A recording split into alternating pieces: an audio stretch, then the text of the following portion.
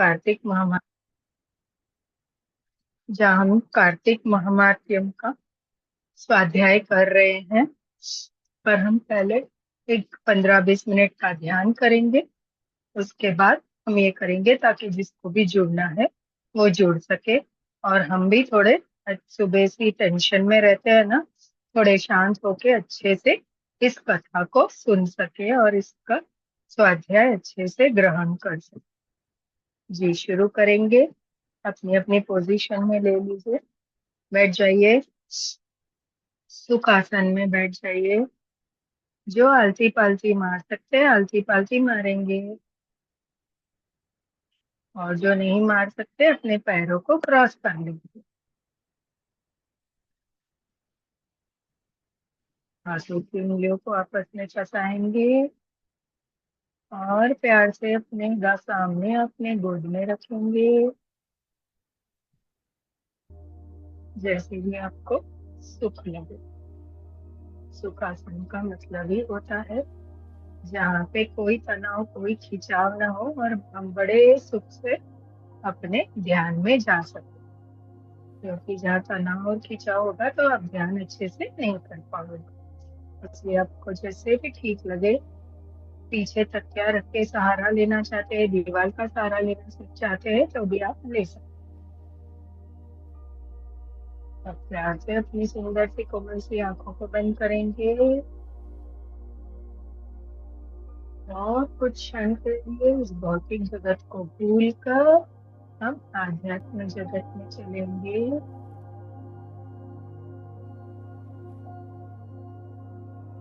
एक लंबी गहरी श्वास लेंगे,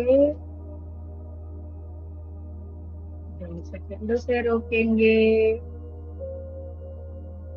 और धीरे धीरे श्वास को बाहर निकालेंगे। एक गहरी लंबी श्वास लेंगे, रोकें और धीरे धीरे उसे बाहर छोड़े। श्वास को धीरे धीरे बाहर छोड़ते समय खुद को, अपने मस्तिष्क को और सारे शरीर को रिलैक्स करना है, शांत करना है और शांति से श्वासों पे ध्यान देना है। ओम श्री गणेशाय नमः। ओम श्री विष्णवे नमः। ओम श्री ब्रह्मश्री पितामह पत्री जी, माँ अवतार बाबा जी, अपने अपने गुरु, देवी देवता, दिव्य शक्ति सभी का आवाहन करेंगे कि वो हमारे इस सत्र में जुड़े कार्तिक महीने में और हमें अपना आशीर्वाद प्रदान करे और हमसे कोई त्रुटि हो तो हमें क्षमा।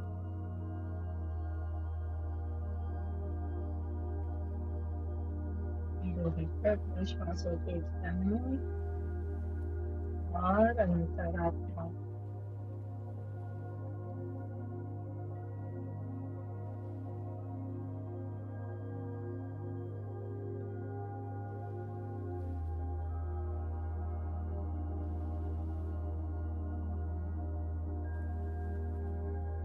की जगत की आत्मा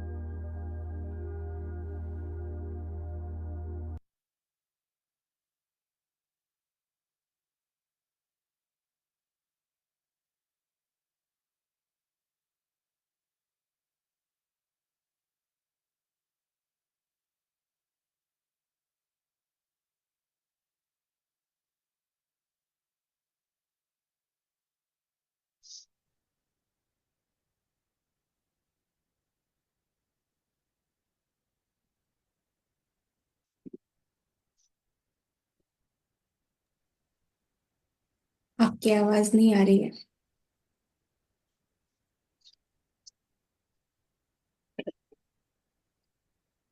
धीरे धीरे अपने शरीर को महसूस करेंगे।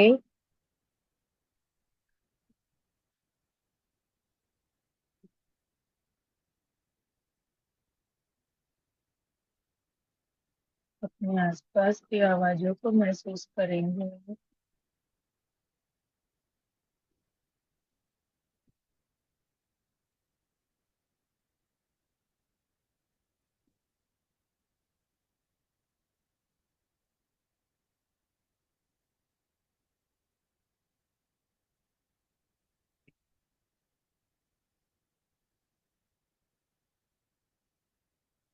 हमारे साथ बैठी हुई दिव्य शक्तियों को महसूस करेंगे।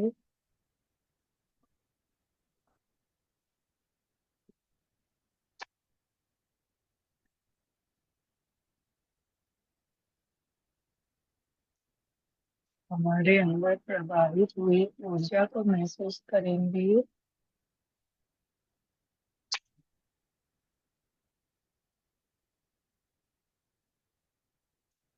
भी अंदर आई हुई शांति को महसूस करेंगे।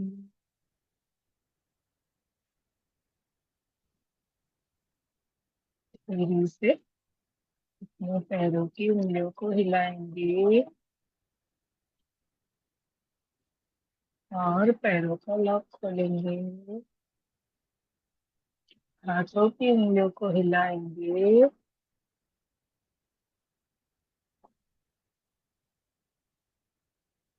और उस लॉक खोलेंगे। अब अपनी दोनों हथेलियों को बड़े प्यार से अपनी सुंदर सी कोमल सी आंखों पे रखेंगे और एक बड़ी सुंदर सी मुस्कुराहट के साथ अपनी आंखों को हथेली में खोल बंद करेंगे। 2 से 3 बार पलक झपका कर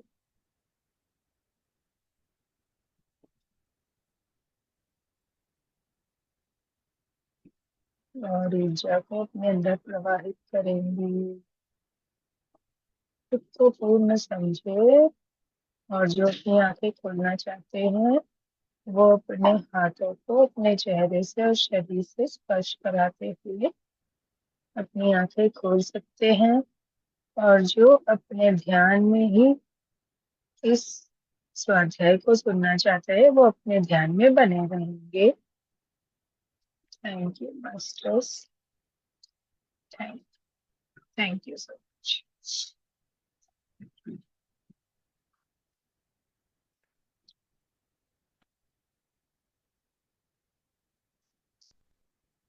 आज हमारा 20वां अध्याय है। शुरू करेंगे। कोई थोड़ा पानी पीना चाहते हैं तो थोड़ा पानी पी लेंगे। आह,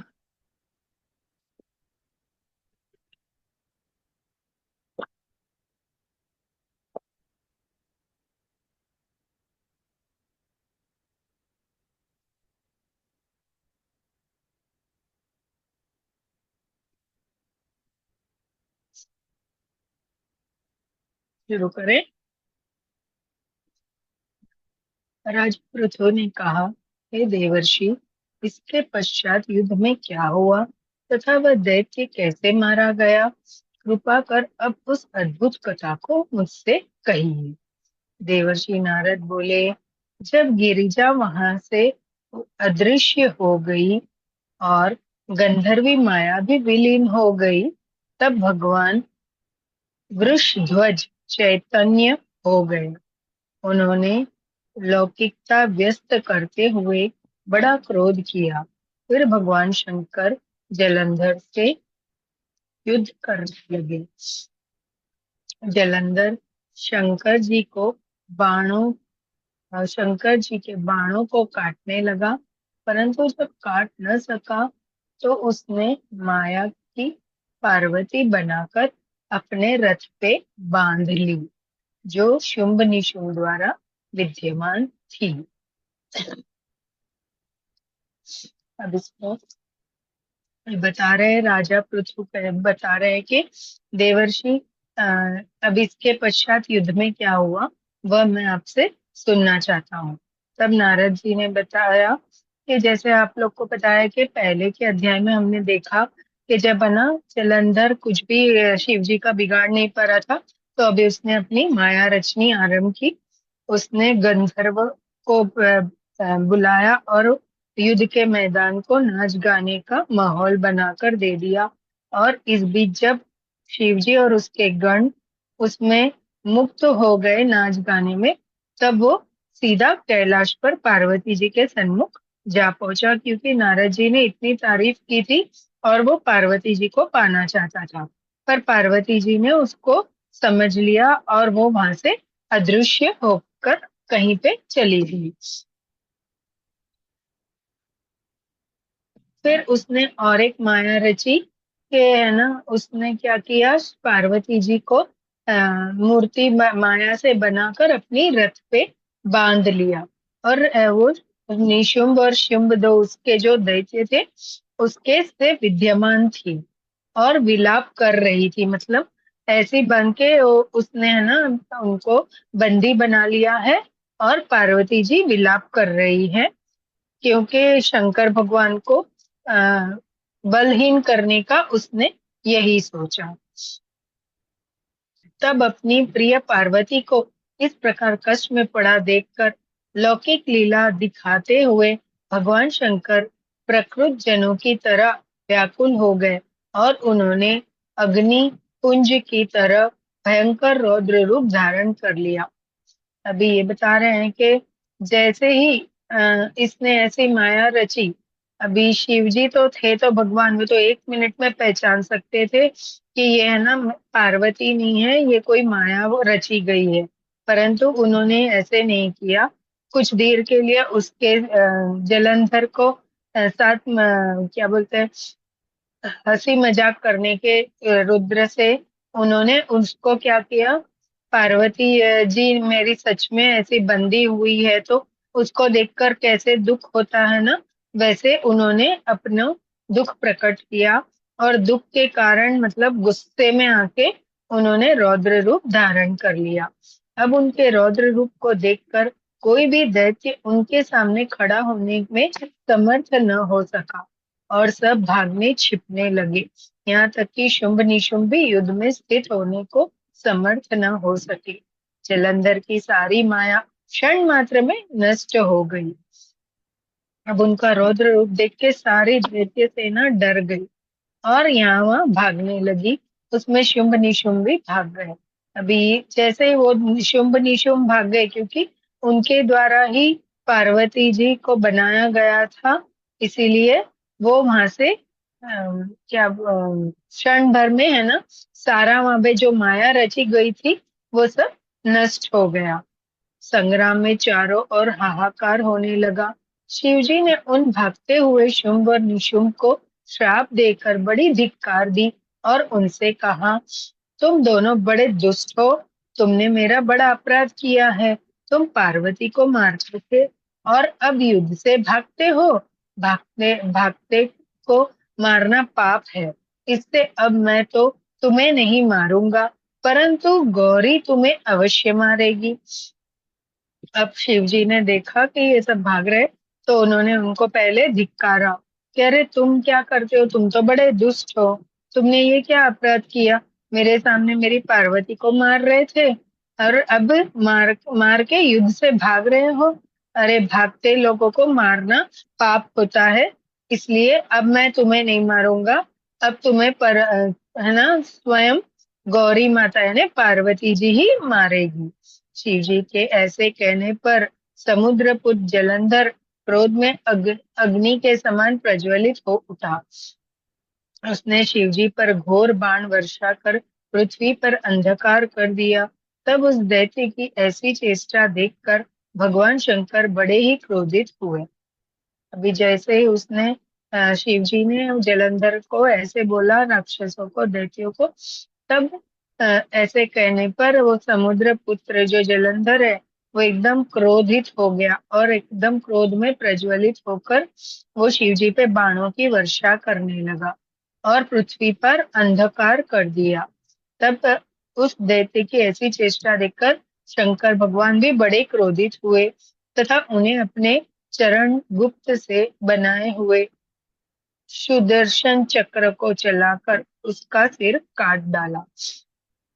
फिर उन्होंने क्या किया, जैसे ही अंधकार हो गया और तो अब हल्लू से अपना चरण चरण में है ना गुप्त सुदर्शन जो रखा था उसको निकालकर उसका सर काट लिया। एक प्रचंड शब्द के साथ उसका सिर पृथ्वी पर गिर पड़ा और महान हाहाकार होने लगा। अंजन पर्वत के समान उसके शरीर के दो खंड हो गए।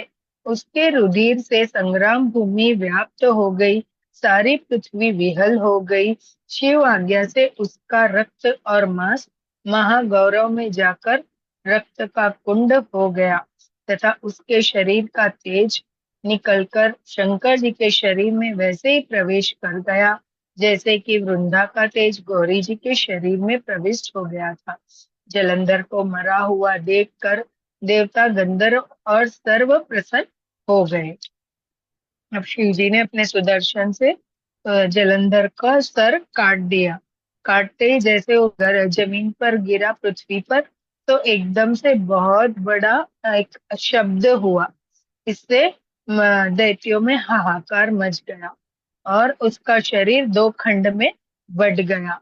ये देखकर शिव आज्ञा से उसका रक्त जो है ना वो महागौरव में जाकर विलीन हो गया और उसके शरीर से एक तेज निकलकर जैसे वृंदा का तेज निकलकर पार्वती जी में समा गया था वैसे जलंधर का तेज निकलकर शिव जी में समा गया।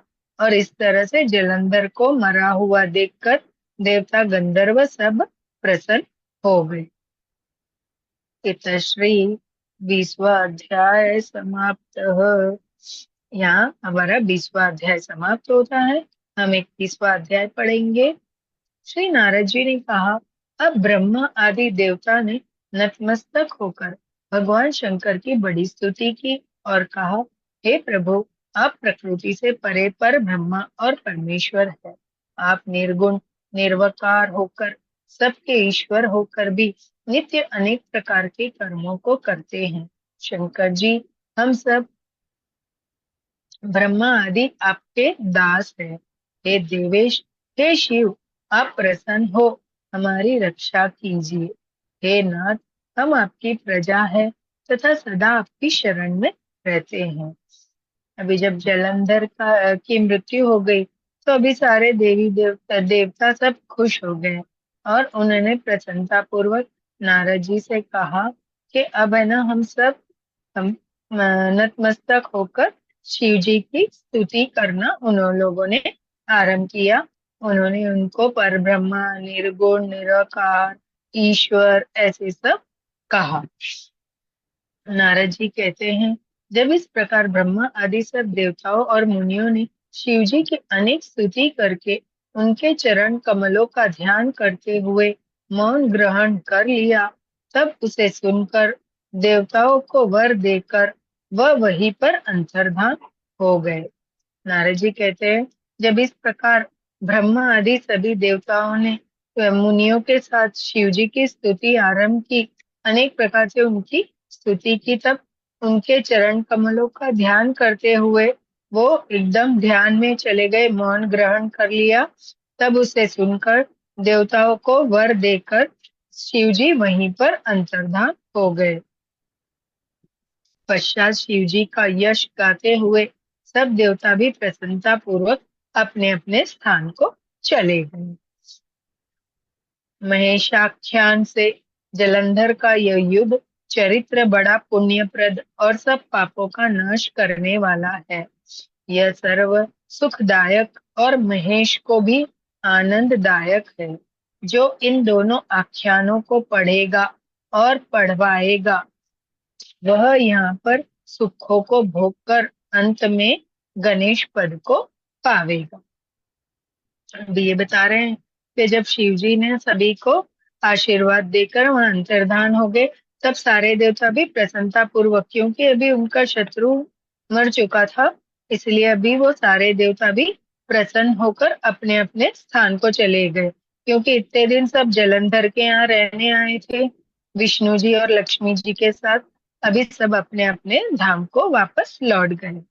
ऐसा ये बता रहे कि इस आख्यान को महेश आख्यान बोलते हैं, और यह बहुत पुण्यदायी है। ये पापों का नाश करने वाला है और सर्व सुख देने वाला है, महेश के आनंददायक है। जो दोनों आख्यानों को पढ़ेगा या पढ़ावेगा, वह सारे सुखों को भोगकर अंत में गणेश पद को पावेगा, ऐसा इसमें बोल रहे हैं। अतः श्री 21वां अध्याय यहाँ पे समाप्त होता है।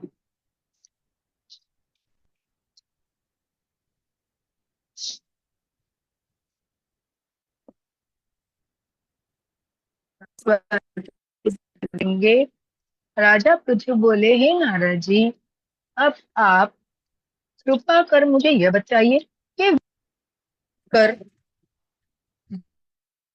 विष्णु ने क्या किया और फिर वह कहाँ गए। तब नारद जी ने कहा, जब देवता स्तुति कर मौन हो गए, तब भगवान शंकर ने सब देवताओं से प्रसन्न होकर कहा, हे ब्रह्मा आदि देवताओं, जलंधर तो मेरा ही अंश था। मैंने उसे तुम्हारे लिए नहीं मारा, किंतु यह मेरी सांसारिक लीला थी। अभी जैसे हम लोग को पता है, हमने आगे पढ़ा है कि है ना, राजा पृथु ने वापस नारद जी से कहा कि अब आगे का भी और मुझे सुनना है। तब नारद जी ने सारे देवताओं की, जब मौन हो गए थे स्तुति करके, तब शंकर जी ने देवताओं को प्रसन्न होकर कहा कि अरे तुम लोग ने मेरी स्तुति की है, जलंधर तो मेरा ही अंश था। जैसे हमने आगे देखा था कि शिव जी के रौद्र रूप के कारण ही वो जलंधर समुद्र में, जैसे उन्होंने अपना सर डाला रौद्र वाला, उसमें से जलंधर का जन्म हुआ था। तो बोले वो तो मेरा ही अंश था, मेरे से ही उसका जन्म हुआ था। लेकिन मैंने उसे मारा नहीं है, तुम्हारे लिए मारा नहीं है, तुम लोग को ऐसा लगता है, किंतु यह तो मेरी एक सांसारिक लीला थी। फिर भी आप लोग ये सत्य कहिए कि इसमें आप सुखी हुए या नहीं। तब तो ब्रह्मा आदि देवताओं के नेत्र हर्ष से खिल गए और उन्होंने शिव जी को प्रणाम करके विष्णु जी का वह सब वृत्तांत कह सुनाया, जो उन्होंने बड़े प्रयत्न से वृंदा को मोहित किया था, तथा वह अग्नि में प्रवेश कर परम गति को प्राप्त हुई थी। देवताओं ने यह भी कहा कि तभी से वृंदा की सुंदरता पर मोहित हुए विष्णु उसकी चिता की राख लपटे इधर उधर घूमते हैं। अतएव आप उन्हें समझाइए, क्योंकि यह प्रकृति सदा चराचर आपके अधीन है। देवताओं से यह वृत्तांत सुन शंकर जी ने उन्हें अपनी दुस्तर माया समझाई और कहा कि यह सारा जगत उसी के अधीन है। उसी से मोहित विष्णु भी काम के वश हो गए हैं, परंतु महादेवी उमा त्रिवेदी की जननी सबसे परे है। वह मूल प्रकृति पर परम मनोहर है और वही गिरजा भी कहलाती है। अतएव विष्णु का मोह दूर करने के लिए आप सब उनकी शरण में जाइए। अभी शिव जी को ये नारद जी बताते हैं कि अ, वृंदा वृंदा का से मोहित होकर विष्णु जी, जब उसने अग्नि में प्रवेश कर लिया तो उसकी भस्म को, राख को लपेटे यहाँ वहाँ घूम रहे हैं। तब शिव जी बोलते हैं ये सब लीला ही है और कुछ नहीं है, और वो मोह में पड़े हुए हैं। तो अभी इसको है ना हटाने के लिए आप महादेवी त्रिदेवी के पास जाना होगा और उनसे ही आप है ना ये सब विनती कीजिए, तो वो आपको इससे बाहर निकलने का रास्ता बताएंगे और उनका मोह दूर करेंगे। यदि वह प्रसन्न हो जाएगी तो आपका सब कार्य हो जाएगा। भगवान शंकर की आज्ञा से सब देवता मूल प्रकृति को प्रसन्न करने चले। अभी जैसे कि हम लोग ने आगे भी देखा था कि विष्णु जी को प्रेरित भी किसने किया था, पार्वती जी ने ही किया था, कि जैसे जलंधर मेरा शील भंग करने के लिए मेरे पास आया था उसी तरह आप जाके उसके पत्नी के साथ वही कर्म करके आइए। तो अभी उसमें से डाला उन्होंने तो निकालने का काम भी वही करेगी ना। इसीलिए शिव जी ने उन सभी को उनके पास जाने को कहा। उनके स्थान पर पहुंचकर उनकी बड़ी स्तुति की। तब आकाशवाणी हुई, हे देवताओं, मैं 3 प्रकार से 3 गुणों से पृथक होकर स्थित होती हूँ। सत्य गण से गौरी, रजोगुण सॉरी सत्य गुण से गौरी, रजोगुण से ज्योति रूप हूँ। अतएव अब आप लोग मेरी रक्षा से यदि सादर उन देवियों के पास जाओ तो वह तुम्हारे सब मनोरथों को पूर्ण कर देगी। अभी सब देवता वहां पे पहुंचे तब और पार्वती जी गौरी जी की उन्होंने स्तुति की। तब एक आकाशवाणी हुई कि है ना, मैं 3 प्रकार के तीनों गुणों से पृथक होकर स्थित होती हूँ। ये ऐसे बता रहे कि त्रिदेवी के पास जाने को कहा था। बोले सत्य गुण जो है वो कौन है? गौरी माता है। रजोगुण है वो उनका ज्योति रूप है। अतएव अब आप सब लोग मेरी रक्षा से यदि सादर उन देवियों के पास जाओ जो तुम्हारे मनोरथों को पूर्ण कर देगी। यह वाणी सुनकर देवताओं के नेत्र खुल गए।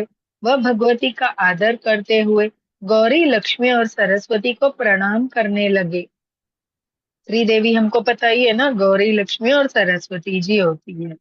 तो अभी ये त्रिदेवी के पास जाने की आज्ञा पाई तो वो सब वहां पे गए और उन त्रिदेवियों को प्रणाम किया। सब देवताओं ने भक्ति पूर्वक उनका स्मरण किया। सब देवियां प्रकट हो गई। सब देवताओं ने प्रसन्न होकर भक्ति पूर्वक अपना निवेदन किया। देवियों ने कुछ बीज देकर कहा, इन्हें ले जाकर दे दो, तुम्हारे सब कार्य सिद्ध हो जाएंगे। ब्रह्मा आदि देवता उन बीजों को लेकर भगवान विष्णु के पास गए और उन्होंने वृंदा की चिता भूमि में डाल दिया। उससे धात्री, मालती और तुलसी प्रकट हुई। अभी देव 3 देवियों की उन्होंने स्तुति की। 3 देवियों ने प्रकट होकर उन्हें हाथ में कुछ बीज दिए और बोले ये ले जाके भगवान विष्णु को दो। जैसे ही विष्णु भगवान के पास वो लेकर आए तो उन्होंने क्या किया, उस चिता की भूमि में वो बीजों को डाल दिया। इससे मालती, तुलसी और धात्री ये 3 वनस्पति प्रकट हो गई।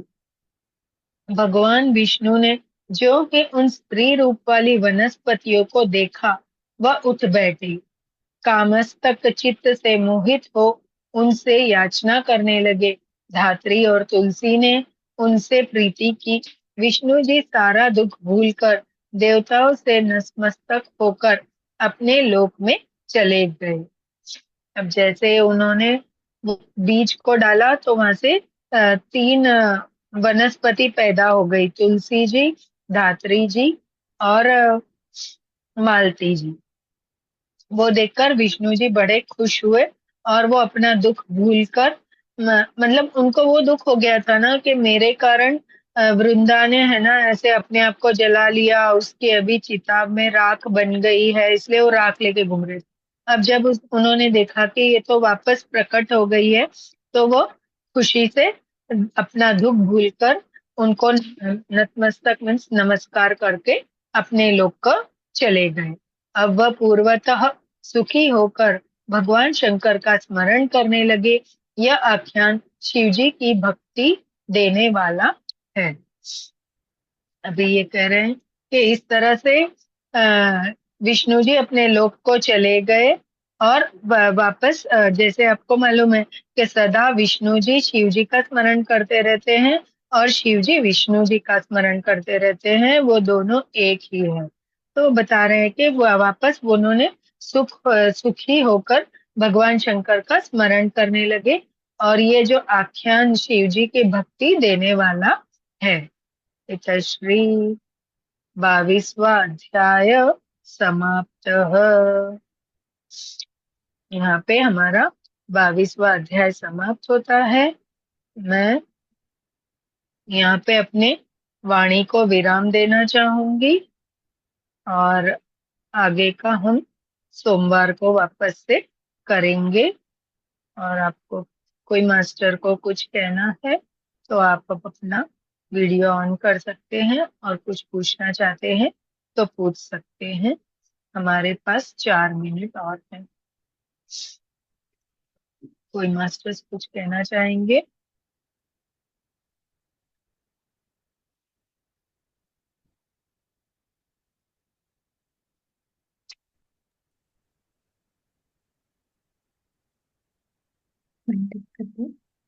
टिकटिकी जी। और माधवी जी का हैंड रेज है।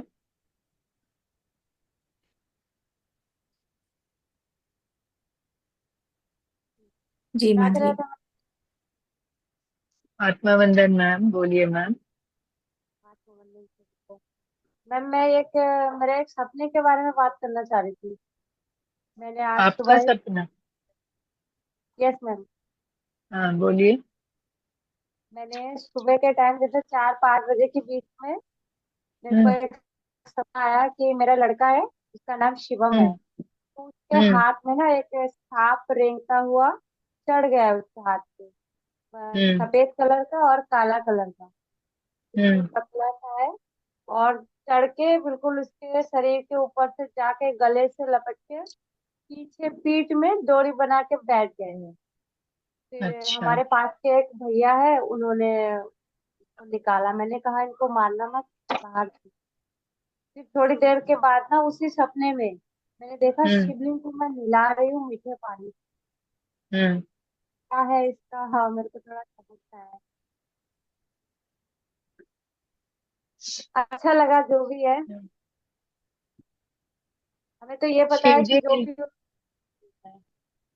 आपको सपने में शिवलिंग के दर्शन हो गए, इससे बड़ा क्या चाहिए?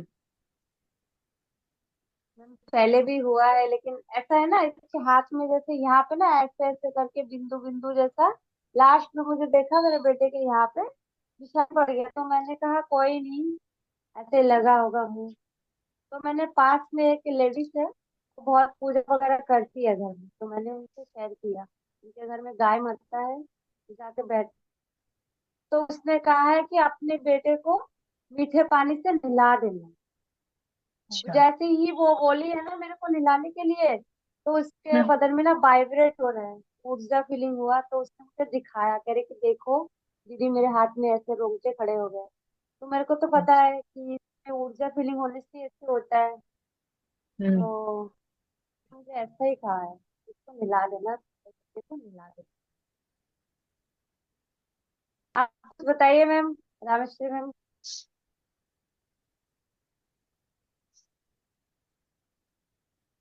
नहीं, ठीक है, आप इस सपने को लिख के रखिए। और सपने में जैसे आपने बोला कि आप अवेयर थे, आपने सपने में बोला ना कि इसे मारो मत, सपने में ही यस बोला ना मैम, मैं माधवी? मान।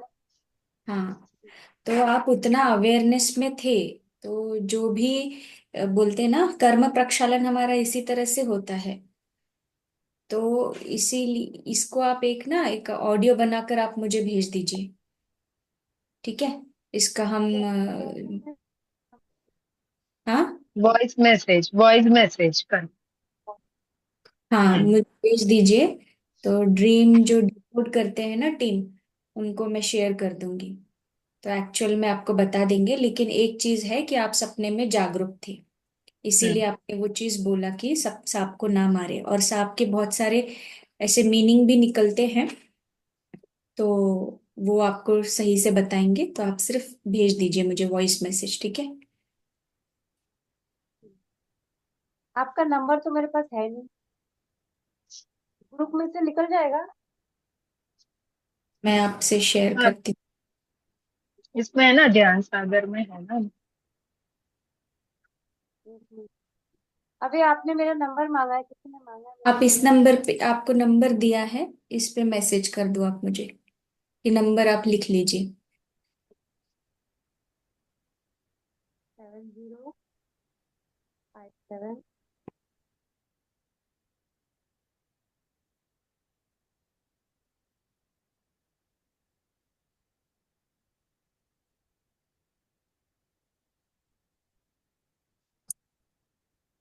नंबर ठीक। ले लिया मैम नंबर।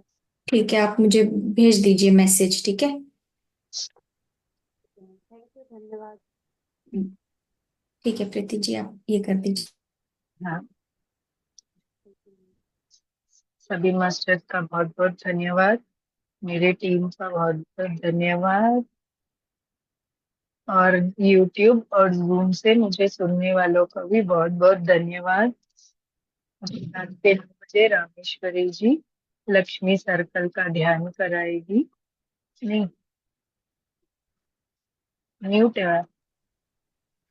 ध्यान है, म्यूजिक मेडिटेशन है। म्यूजिक मेडिटेशन है। तपस्या है ना, तो ध्यान ही है। अच्छा, तो ध्यान है, तो आप सब जरूर जरूर जुड़िएगा, है ना। चलिए।